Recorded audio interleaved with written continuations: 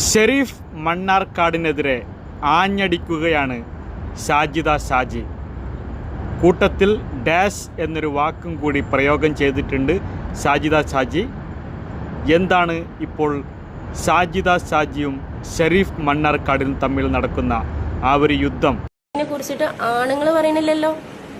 പെണ്ണുങ്ങളെന്ന് പറഞ്ഞാൽ അവൻ്റെ ഭാര്യയും അവൻ്റെ ഫ്രണ്ട്സും അവൻ്റെ കൂടെ ഡാഷ്, ബാക്കി ഞാൻ പറയുന്നില്ല. കാരണം എൻ്റെ വീഡിയോസ് കുറേ കുട്ടികളൊക്കെ കാണുന്നതുകൊണ്ട് തന്നെ ഇതിന് മുന്നേ എന്നോട് കുറേ ആൾക്കാർ പറഞ്ഞ എന്താണ് ഷാജി, നിൻ്റെ വീഡിയോസ് മക്കൾ കാണുന്നുണ്ട്, ഞങ്ങളുടെ മക്കൾക്കൊക്കെ നിന്നെ ഇഷ്ടമാണ്, നിൻ്റെ വീഡിയോസ് കാണാൻ ഇഷ്ടമാണ്. ചെറിയ മക്കളടക്കം എൻ്റെ വീഡിയോസ് കാണുന്നുണ്ട്, എൻ്റെ ലൈവ് കാണാനിരിക്കുന്ന കുട്ടികളാണ്.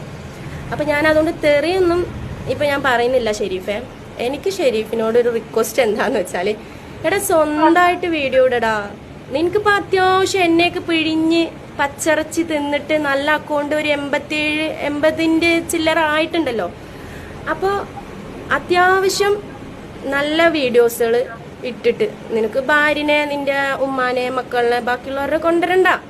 ഈ സമൂഹത്തിൽ എത്രയൊക്കെ തെറ്റ് നടക്കുന്നുണ്ട്, എന്തൊക്കെ രീതിയിൽ തെറ്റാണ്. ഞാനും ഫാത്തി മാത്രമാണോ തെറ്റ് ചെയ്യണവര്?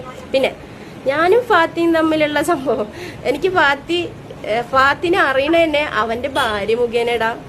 റമളാൻ 1 ഈ ഷെരീഫിൻ്റെയും സാജിദാൻ്റെയും പ്രശ്നം അത് സോൾവ് ആയതാണ്, ഒത്തുതീർപ്പായതാണ്.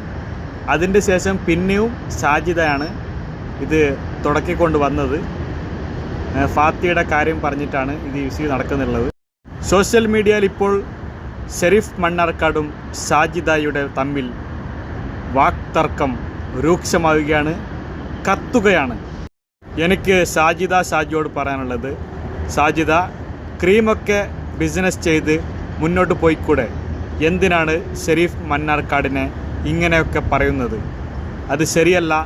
സാജിദയുടെ നിലപാട് ശരിയല്ല. സാജിദ സമൂഹത്തിൻ്റെ മുമ്പിൽ നിലപാട് തിരുത്തണം.